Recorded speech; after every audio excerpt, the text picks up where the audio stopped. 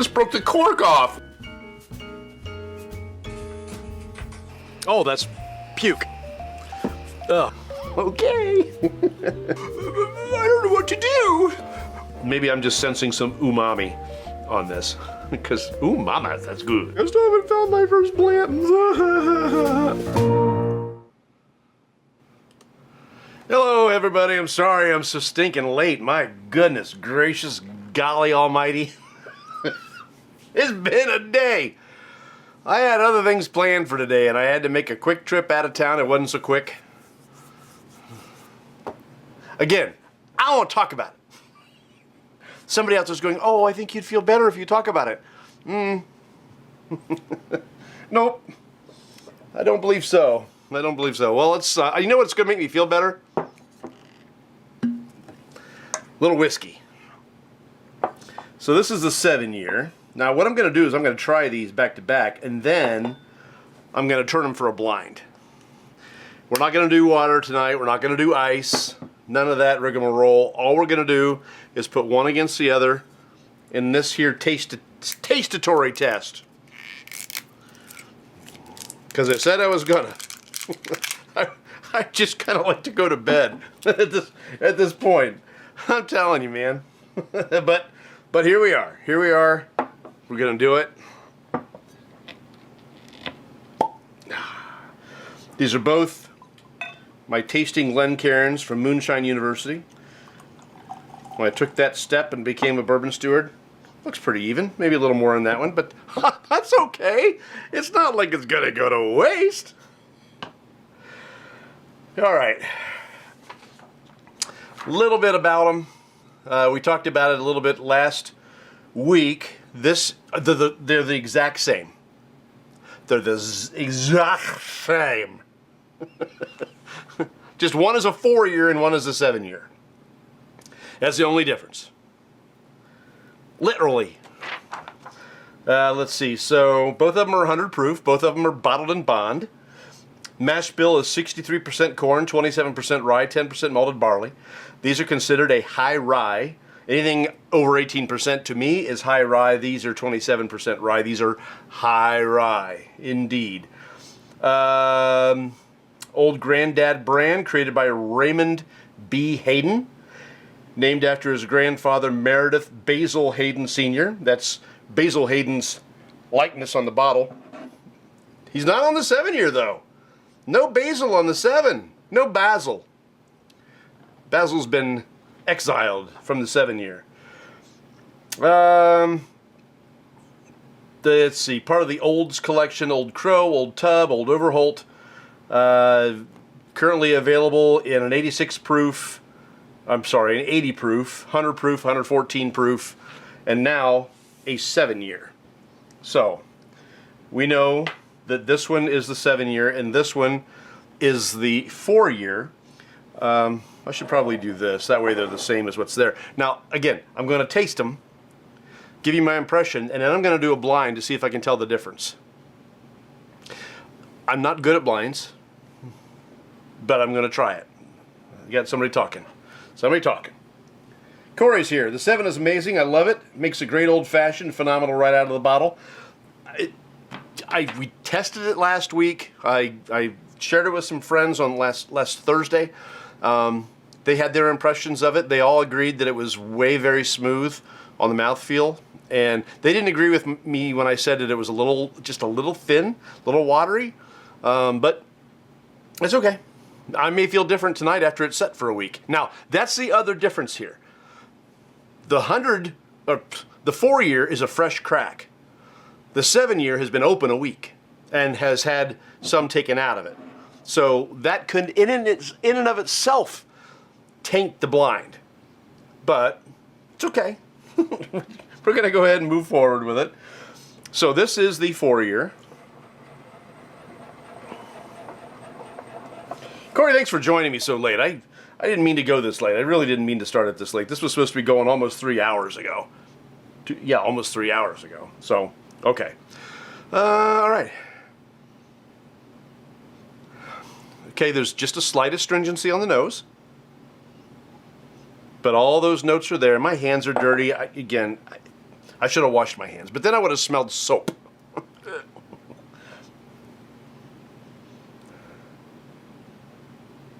Yeah, I mean, your cinnamons, your vanillas, your graham cracker.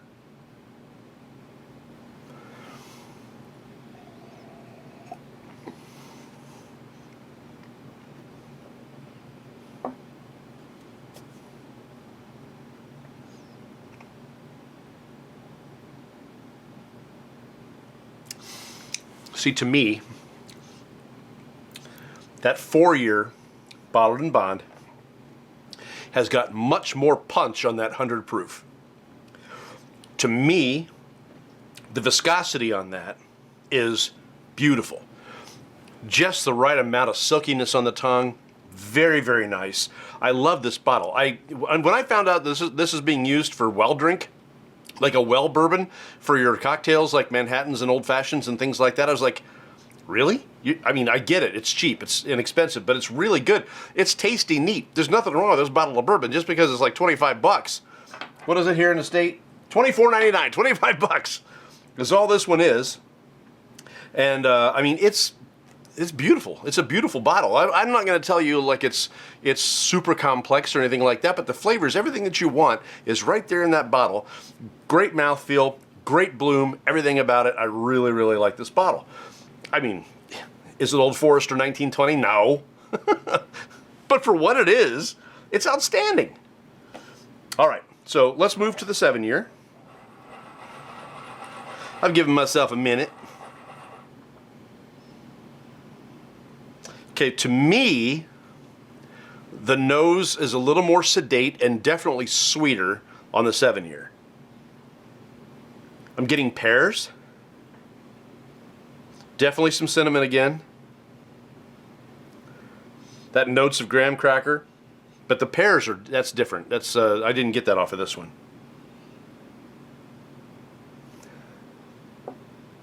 This is sweeter for sure. This is just slightly astringent, not bad. Not enough to turn me off, but this is definitely sweeter on the nose.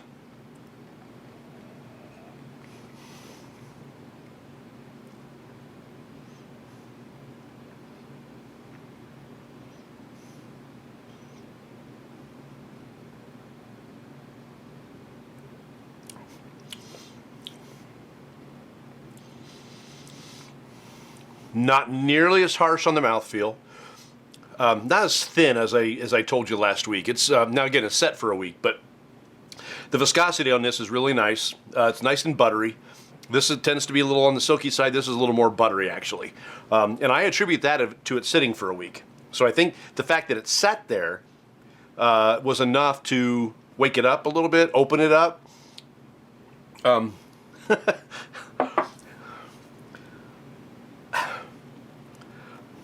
The flavors are very much the same. They seem to be more robust in the 4-year, younger. That rye is a little bit more smacking you upside the head, whereas in this one, it's definitely more smooth and the flavors have all come together a little bit better. The color is the color is just a little bit darker on the 4-year than it is on the 7-year. Just a little bit. Tough to see. Just a little. All right. So I need to drink something out of this if I'm really going to do a blind because this one has more in it than this one. Not a lot more.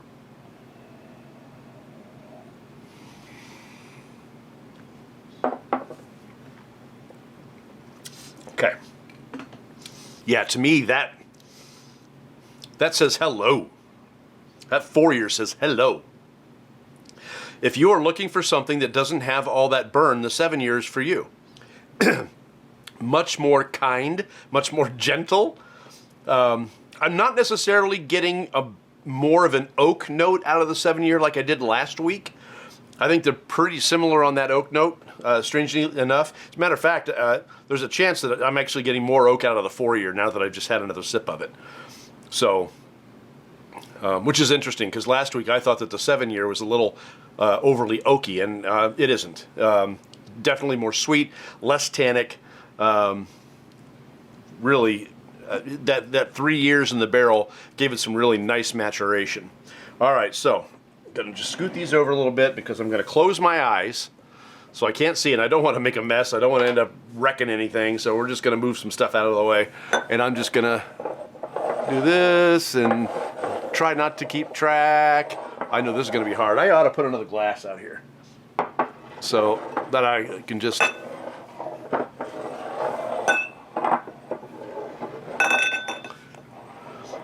All I need is one thing to have this end up in my lap. Okay, I have no idea which glass is which now. All right.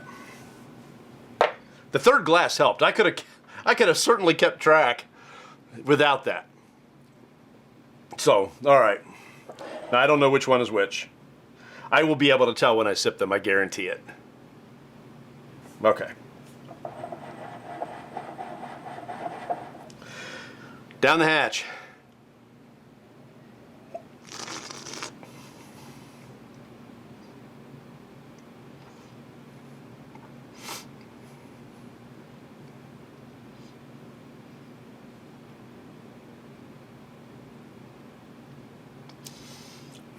Nice and buttery, slow bloom, but it has a lasting impression on my tongue. Very good. Nice cinnamons, nice graham cracker in there. Looking for citrus, not finding it. Not looking real hard, but again, I got a little pear off the one, and I didn't get that off of this one. So let's see what happens when we go to this one.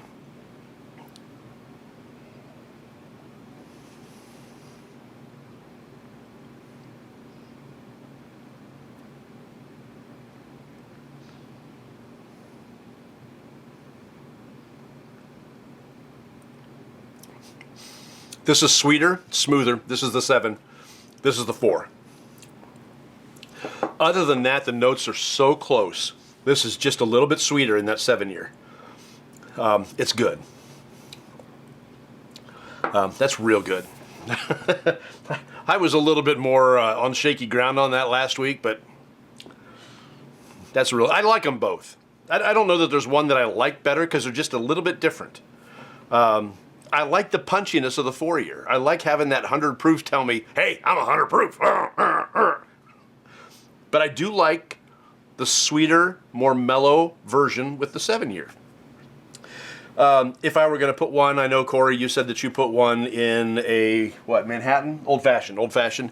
And that you like the 7-year just fine, and I probably would too. I think if I'm going to mix it, though, I would stick with the 4-year on that one because that 7-year is just so sippable, just the way that it is. I'm not going to criticize anybody for the way that they drink. You do the way you want to do it. I mean, they always say that if you want a quality outcome, you use a quality ingredient. If you're going to cook with alcohol, like wine, you don't cook with an alcohol or a wine that you wouldn't drink. You know, these cooking wines that they sell in the store, I mean, okay, fine, there's a nice selection, but if you're going to cook with wine, cook with wine. A wine that you like and a wine that you drink. Well, the same thing here. If you're going to make an old-fashioned, do it with a bourbon that you like or a rye that you like. I happen to really like Rittenhouse. I finished a bottle of that, finally, last week. I don't even know how long I had that bottle, but boy, it had set long enough. It was really, really good. It's a low rye. It's a 51% rye. It's just really tasty. But I finished that, got a new one, because, you know, I like it. So, and it's inexpensive. It's like another $25 bottle or less. And it's 100 proof. You know, it's a bottled in bond. So, of these two, they are ever so slightly different. The 7-year is a little sweeter. The 4-year is a little more pumped.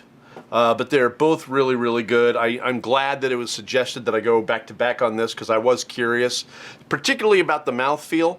Because I had thought the 7-year was a little watery, and it isn't. It isn't, especially after a week sitting in the bottle. It's very, very good. So thanks for watching that, and thank you for the suggestion. I do appreciate that, Chuck. Now, next week, we're finally going to get to this one. This is the Michter Sour Mash. I have had a Sour Mash for a while, but I only had the one, and I hadn't seen them around, so I didn't do it. I didn't try it. Now that I've got a second one, I'm going to open this bad boy up, and we're going to give it a try. This one is, again, the Michter Sour Mash. This one rings in at only 86 proof. I think that's still more than the Michter's American, which is in the blue label. It's less than the regular Michter's and the Michter's Rye. So the sour mash, 86 proof, not very hot. We'll see if I like it or not. I'm anxious to try it. There's several Michter's that I haven't tried yet. I did try the 10-year when I was in Austin, Texas, back in 2019. Gosh, I did a lot of traveling in 19. Anyway, so I was down in Austin for a film festival, and they had a 10-year Michter's. Oh my gosh, that's ridiculous. That's some good stuff. But that's what we'll be doing next week, and I will continue to pick up stuff for us to try. We're closing in on episode 300. We got a few to go yet, but we're closing in. This, I think, is 279, something like that, 280. We're in there. We're in that ballpark somewhere. So that's a lot of different bourbons, and really, I mean, I could go. There's so many that aren't even in Ohio. I'd have to do some traveling, but goodness gracious, there's so many bourbons out there. It's crazy, it's crazy. And then more and more craft bourbons are coming up too. Even Ohio's got a craft bourbon trail that I haven't explored yet. So one of these days. All right, gang. Thank you for Corey, especially, and anybody else out there that happens to find us this late at night. Thank you for watching, and we will see you again next week. God willing, we're going to do it on Sunday night at 7 o'clock. Life has just gotten busy. Has it gotten busy for you? It's busy for me. All right, so we'll see you next Sunday, hopefully 7 o'clock right here on Beautiful Bourbon, and thank you again for watching.